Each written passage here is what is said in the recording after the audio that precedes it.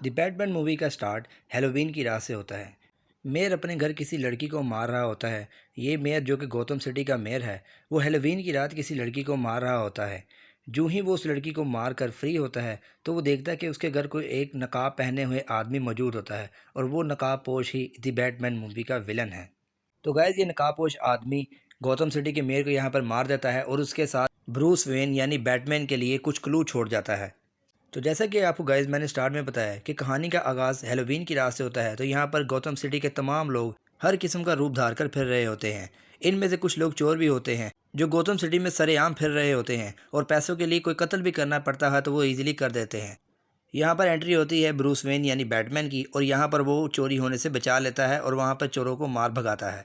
Batman mayor के घर पे पहुँच जाता है और मेयर की लाश पर लिखे हुए जो वर्ड्स होते हैं उन्हें पढ़ता है और वहाँ पर खड़ी पुलिस बहुत हैरान होती है जब वो देखती हैं कि विक्टिम साइड पर जो सबूत और एविडेंस पड़े हुए हैं वो सीधा सीधा इशारा कर रहे हैं बैटमैन की जानिब, यानी जो कत्ल हुआ है मेयर का उसमें कहीं ना कहीं हाथ सीधी तौर पर दिखाई दे रहा है कि बैटमैन का भी है। बैटमैन को जब ये बात पता चलती है तो वो बहुत हैरान होता है। तो मूवी का मेन प्लॉट ये है कि गौतम सिटी के जितने भी अमीर कबीर लोग हैं उनका कत्ल हो रहा है।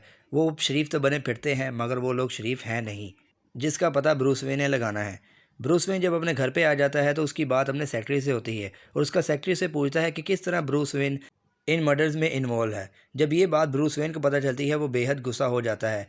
बैटमैन के सेक्रेटरी को मेयर के घर पे एक रिंग मिलती है और रिंग के साथ एक मिलती है पेन ड्राइव। जो ही वो पेन ड्राइव को ओपन करता है तो उसे कुछ सबूत मिलते हैं। उन्हें उस लड़की की पिक्स मिलती हैं जिसका कत्ल उस रात मेयर के घर पर हुआ था और वो भी एक होटल में। बैटमैन अपने दिमाग में चलते हुए सवालों के जवाब लेने के लिए कसिनो के मालिक पेंगुइन से मिलने के लिए निकल जाता है। कसिनो का मालिक बैटमैन को बताता है कि वो जिस लड़की की उसे तस्वीरें दिखा रहा है, हाँ वो यहाँ पर काम करती थी मगर वो इतनी भी शरीफ नहीं, और जिन अमीरों के साथ उसका उठना बैठना था वो भी बस दिखावे के लिए ही शरीफ थे। तो गैस यहाँ पे एंट्री होती है कैट वुमन यानी सलीना की। सलीना भी उसी लड़की की इंटेरोगेशन के लिए कसिनो में आई होती है जिसका कत्ल हैलोवीन की रात मेयर के घर पर हुआ। बैटमैन कसिनो से निकल जाता है और वो पीछा करता है सलीना का यानी कैट वुमन। बैटमैन सलीना का पीछा करता है और वो पीछा करते करते मेयर के घर पर पहुंच जाते हैं। कैट वुमन दरअसल अपनी फ्रेंड के कत्ल के सिलसिले में मेयर के घर पर आती है, जहां पर बैटमैन उसे सिक्योरिटी के हाथों पकड़े जाने से बचा लेता है।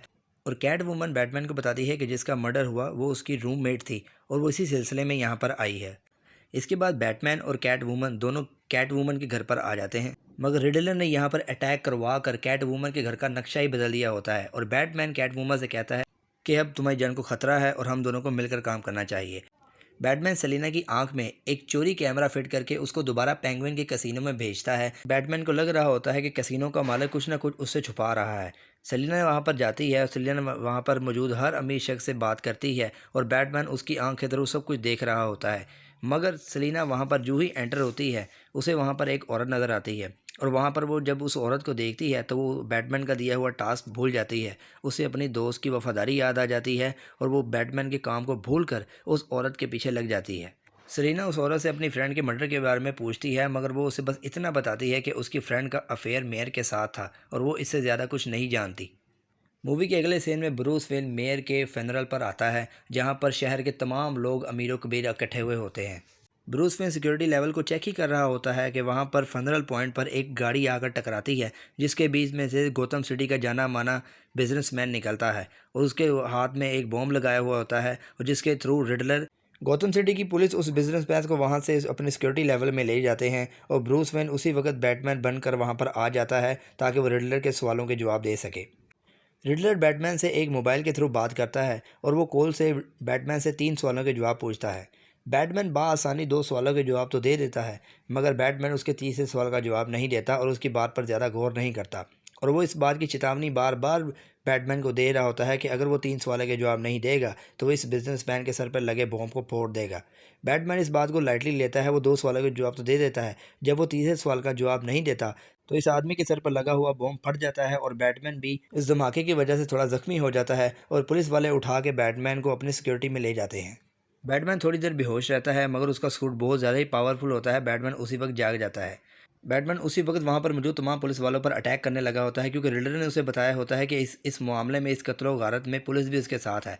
मगर जो पुलिस वाला बैटमैन का दोस्त होता है वो उसे समझाता है कि अगर यहाँ पर वो इन पर अटैक कर देगा तो गौथम सिटी की तमाम पुलिस उसे यहाँ पर ही मार देगी। वो उसे बताता है कि तुम्हारा मकसद रिडलर को पकड़ना है, क्योंकि कत्ल रिडलर कर रहा है और ना कि पुलिस वालों को।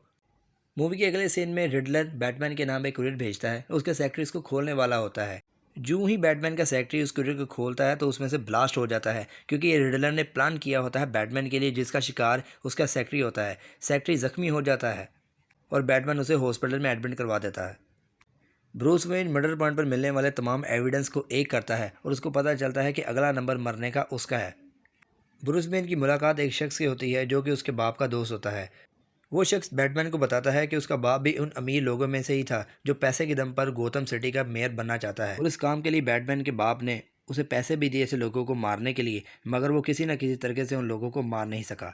वो शख्स बैटमैन के सेक्रेटरी को कहता है कि तुमने बैटमैन के बाप की असलियत इस बच्चे को नहीं बताई। तुम तो सब जानते हो गौतम सिटी में जो कत्ल हो रहे हैं इसके पीछे भी हाथ इस बैटमैन का ही है। तो गैस वहाँ पर कैट वूमन भी आ जाती है। वो शख्स कैट वूमन को बताता है कि उसकी दोस्त भी कोई दूध की धुली नहीं थी, उसका अफेयर मेयर के साथ था। उसकी फ्रेंड को मेयर के कुछ राज पता चल गए थे, जिसकी वजह से मेयर को उसको रास्ते से हटाना पड़ा। तो गाइस ये शख्स कैट वूमन और बैटमैन के सामने गौतम सिटी के अमीर अमीर लोगों के राज खोल ही रहा होता है कि वहाँ पर रिडलर खुद आ जाता है, और रिडलर वहाँ पर आकर कर देता है उस शख्स पर अटैक और वहाँ पर उसको मार देता है। गौतम सिटी की पुलिस रिडलर को वहाँ पर पकड़ लेती है और रिडलर की आइडेंटिटी पूरी दुनिया के सामने एक्सपोज हो जाती है। रिडलर गौतम सिटी की पुलिस के हाथों पकड़े जाने के बाद भी बैटमैन के लिए क्लू छोड़ जाता है।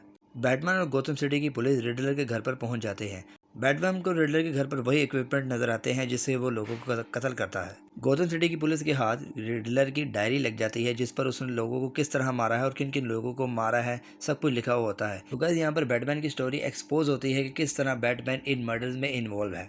पुलिस को रिडलर की बचपन की तस्वीर मिलती है, जिसमें वो देख सकते हैं दो बच्चों की तस्वीर है। एक रिडलर है और दूसरा ब्रूस वेन है। दोनों बचपन से ही ऑर्फन है, जबकि ब्रूस वेन अमीर है और रिडलर गरीब। रिडलर को बस ब्रूस वेन पर इसी बात का गुस्सा है कि वो अमीर होने की वजह से आज एक सुपर हीरो है, जबकि वो गरीब होने की वजह से लाइफ में कुछ कर ना सका। रिडलर का ख्वाब था कि वो बैटमैन की तरह सुपर हीरो बनता और गोथम सिटी के लोगों को और गोथम सिटी को क्रिमिनल से पाक करता। बस इसी वजह से रिडलर गोथम सिटी के हर उस अमीर शख्स को मार रहा था जो करप्ट तरीके से अमीर बने थे।